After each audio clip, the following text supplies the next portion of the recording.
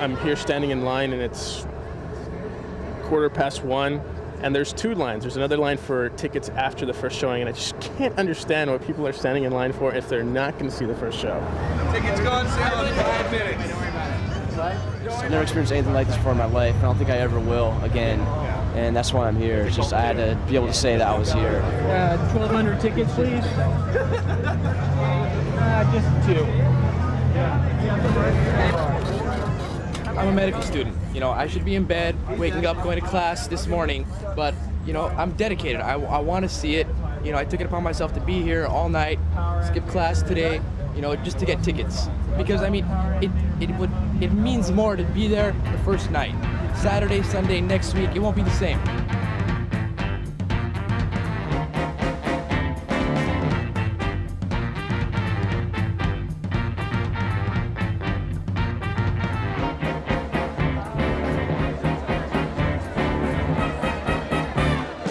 How freaky can I sound? I believe in Star Wars completely. I believe in it in the same way people believe in myths. Like I don't believe that it actually happened, but I believe that it's, I believe in it as a religious statement and as a parable of something that could have happened in a society that may well have once structured itself around something called the Force. It's the only thing I've ever seen that makes me completely believe it. I mean, I've dismissed the religions that I grew up with, and I ended up with Star Wars. Well, the Force is actually, it penetrates us and binds us. It brings all living things together, and it's here, man. I mean, look at this. This is the Force. You know, it's got all the elements of classical fairy tales or mythology. And so, you know, just like all the old fairy tales and myths used to be, everybody finds a place in it, and this is our postmodern fairy tale, and, you know, they all need something to cling on to, so that's why they're here. The thing that differentiates from Star Trek is that Trekkies, as well, I'm not saying every Trekkie, but a lot of Trekkies live for Star Trek, but everyone can take Star Wars with a pinch of salt, and it's just good fun, that's all. My name is Leia, and I have homeschooling, and I'm in process of writing a book. And you came here on opening day. You're seeing the first show here at Nancy Johnson Theater. Yes, all other appointments were canceled just to make sure that we were here. It took her about a year to write her book. She started when she was 11. She's created new worlds and new people, new characters, new worlds, all to coincide with the Star Wars theme. You should see my room. I have nothing but Star Wars books to do research on.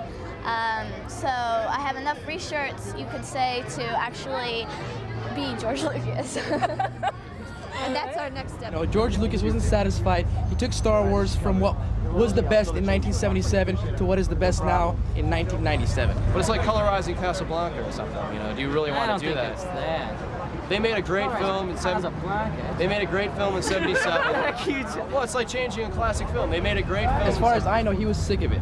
But for his fans, he went out of his way to do it for us. This is my great fear.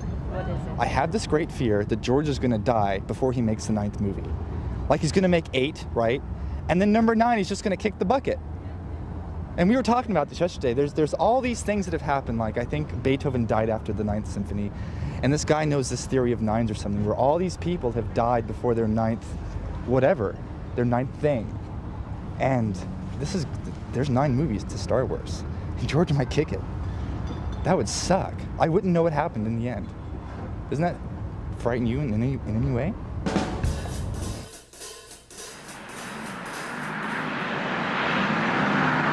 I think the most outrageous thing I've done is come out of a warm house, you know, with the idea that I would get a ticket, you know, within 45 minutes of starting time. Do you have any Star Wars fantasies? Princess Leia.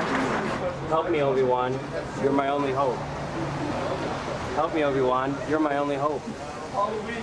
It's actually one of the few films that makes me want to belong within the story. And I think that's what makes a top-notch film. You know, there were always the rumors of the prequels years and years ago, and I thought how cool it would be, you know, if they used me as the young Luke Skywalker. You know, every preteen's dream. I wanted to be Luke so bad that I wanted to dye my hair, but Mom didn't go for that one. And then you get older and then you get hard and you think, oh no, I wanted to be like Han, you know? Basically, I can't imagine a world where Star Wars didn't exist. You know, it's like I honestly think I can't think of a way, say, Ronald Reagan influenced my life the way, say, something Star Wars did, like Star Wars did. The Strategic Defense Initiative has been labeled Star Wars, but it isn't about war. It's about peace. And in that struggle, if you'll pardon my stealing a film line, the Force is with us. I was like little and he started calling everything Star Wars. I thought that, I don't know, that the government was like actually going to go try and find Chewbacca or something like that. It was very confusing. Now, you know, it's all passé. I guess, did they ever do it? Did they make it? Like, I thought it sounded cool at the time. It was like going to be missiles in space and like shit like that. But the biggest influence it had on me was when I was like 19 or 18 years old. Before I was legal, going to bars, I always tried to do the Jedi mind trick. There's a point in Star Wars, they get stopped by the stormtroopers and say, "We need to see your identification." Obi-Wan Kenobi goes, "You don't need to see our identification." And I was trying that. Gee, I think I left my ID in my other pants. Look, we're in kind of a hurry. These aren't the drones you want. These aren't the drones we want. You don't want to detain us. We don't want to detain you. And you know what? Only one time did somebody actually know what I was doing. They were as big a dork as I was, and they actually knew what I was saying. And So did they let you in? no. I have Star Wars paraphernalia because my friend brought it with me so that we could play with it for a while. Sure.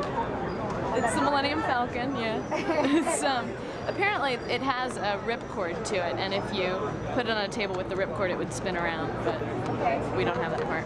I used to have an R2-D2 original cookie jar, but I have 3 cats and I knocked it off the shelf, which is pretty sad. Yeah, I've got the old Death Star set up with the, the paper sides and the plastic turbo lift. I had the Planet Hoth, had all the action figures. I think my neighbor stole it. It's still a controversy in my family.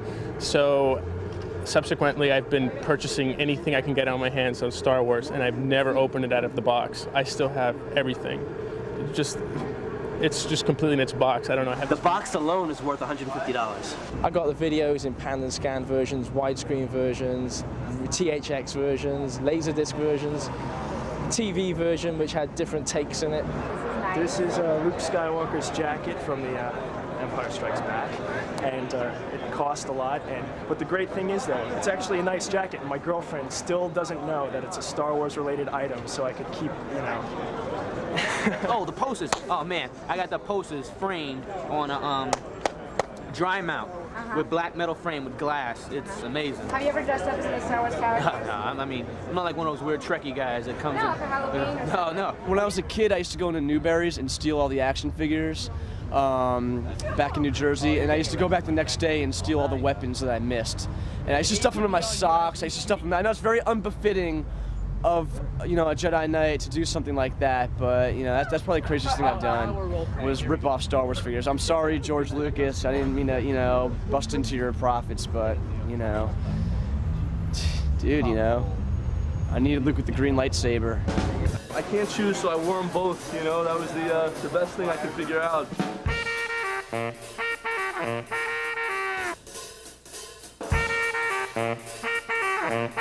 Okay, there's that Chewbacca guy, and you probably see him. He's right there. Yeah, that guy. He, at some point before the movie started, just ran in front, between the front row and the theater, and everybody just started going nuts. Everybody started cheering for him. It was screaming and screaming, and then right when it was about to begin, it stopped. It complete silence. And then when it started, the crowd just went crazy.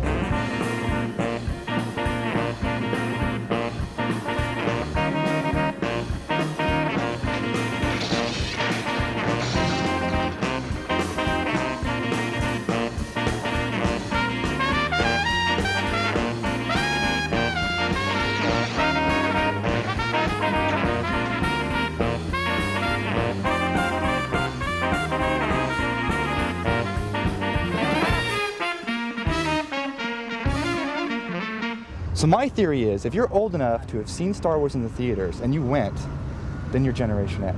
But if you didn't go, if you weren't old enough to go, if you weren't born yet, you're not in my generation. Because I can't communicate with somebody that doesn't know who the hell Darth Vader is. I was 4 years old, and I mean, everybody laughs at me. They say that I don't remember, but I do. I saw it here. 20 years ago. When I was 3.5, my mom was taking me out of nursery school to go see this. Had to wait all the way around the corner and around the side. I kept falling asleep in the theaters before they blew up the Death Star. I thought Star Wars, when I didn't know anything about it, I thought Star Wars was about movie stars, like Hollywood actors, bickering. No, I mean, it was sort of complicated until I realized it was just basically good versus bad. Instead, I went to see For the Love of Benji. I remember that my mom took me to the first movie and she dropped me off with my movie money and she said, listen, I know you're going to worry about the robots, so they don't get hurt. Have a nice time. And the TIE fighters were good or bad, and the X-Wings were good or bad, and it was very complicated for me at first, but I'm okay now. I just felt that in order to fulfill my destiny as a human being on this earth, I had to see it in the theater all the way through, and to make up for lost time, I'm seeing it 5 times tonight. I got here on time, got in to see the first show, and I was blown away by it, and now, now I can go on with my childhood. We've all seen it a billion times before. It's just the opportunity to sit in the theater with, 1,500 freaks and yeah, I told my boss I needed today off because they had all these unexpected visitors coming in from out of town, and I wanted to hang out with them because they're going to be like at the airport for 2 hours, is what I told him. And then I came here, and now he's going to see this, and I'm going to be fired.